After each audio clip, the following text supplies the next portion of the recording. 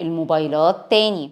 صباح الفل عليكم. انا جالي مكالمات كتير بعد السيشن اللي قبل كده، اللي ما شافوش يا ريت يتفرج عليه، بيقولوا لي فيها احنا عايزين نعرف اكتر ازاي نسحب الموبايلات من ولادنا، لان الموضوع صعب وانتي مخليه سهل قوي، وعلى فكره هو مش سهل كده. طيب يا جماعه، انا عايزه اقول لكم برضو حاجه، يعني نرجع تاني للقاعده الاولانيه بتاعتنا، ان كل طفل ليه قانونه الخاص وليه طريقته الخاصه اللي الام المفروض تبقى عارفاها، زي المفتاح كده، تبقى عارفه كل ام مفتاح ابنها ايه. طيب يعني احنا نعمل ايه؟ برضو انا مش فاهمه. يعني انا لو ابني بيتفرج على موبايلات مده طويله، يعني مثلا طول اليوم، خلاص يبقى احنا نحاول ان احنا نقللها ساعه. طب هنقلل كده ازاي؟ نحاول نعمل بديل، يعني مثلا نتفرج على فيلم لمده ساعتين، برنامج لمده ساعتين، نقفل الموبايل ساعه بعد الساعتين دول ونساله طب انت اتفرجت على ايه؟ طب احكي لي، اصل انا ما شفتش الحته دي، طب ايه اكتر حاجه عجبتك؟ نعمل حوار. والساعه دي كلها اكيد مش هنقضيها حوارات، بنقسم الساعه دي ربع ساعه ربع ساعه ربع ساعه ربع ساعه ربع ساعه نتكلم فيها. طب ارسم ايه اكتر حاجه عجبتك؟ طب انت لو حبيت تغير حاجه تحب تغير ايه؟ طب تعالى نعمل مثلا نلعب بالصلصال، نشوف ايه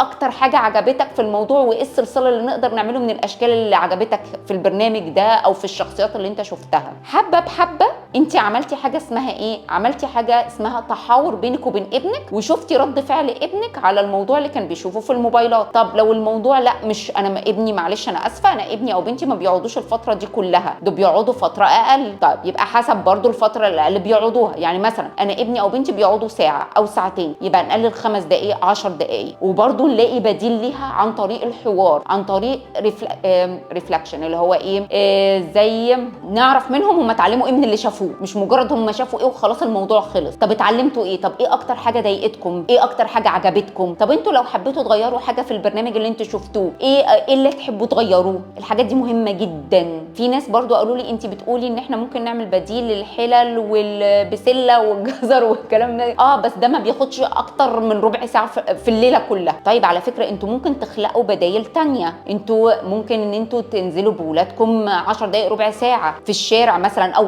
طلعوهم البلكونه، تعالوا نشوف، طب تعالى نشوف القطه فين، او لو في بيت مثلا. وعلى فكره موضوع انك انت يبقى في بيت مع ابنك او حيوان اليف في البيت لابنك، دي حاجه حلوه جدا ومهمه جدا، بس لازم يكون قدها ولازم هو اللي يختارها. طب بديل تاني انك انت تعملي له زي مسؤوليات ليه في البيت. يعني ايه مسؤوليات في البيت؟ انت مسؤولياتك النهارده انك انت هتشيل مثلا السفره بعد ما نخلص الفطار، مسؤوليتك هتوضب اوضتك وهتعمل كذا. حطي له مسؤوليات جديده وقولي له ماشي، انت لو عملت الكلام ده على مدار اسبوع، ليك مثلا شوفي ايه اكتر حاجه بيحبها، ليك ساعه زياده في النادي، ليك ان احنا ناخد سويتس، بس ما يبقاش حاجه كبيره علشان ما تحسسهوش بعد كده زي ما قلت انا قبل كده ان كل حاجه صح بيعملها لازم لها مقابل. ده مش حاجه صح. ايه تاني ممكن نقدر نعمله عشان نشيل من ايد ولادنا الموبايلات؟ وهل الموبايلات مضره قوي للدرجه دي زي ما انت مصوره لنا؟ هقول لكم حاجه، هو كل ما كان السن اصغر بتبقى الموبايلات مضره، كل ما السن بيكبر واحنا بنعمل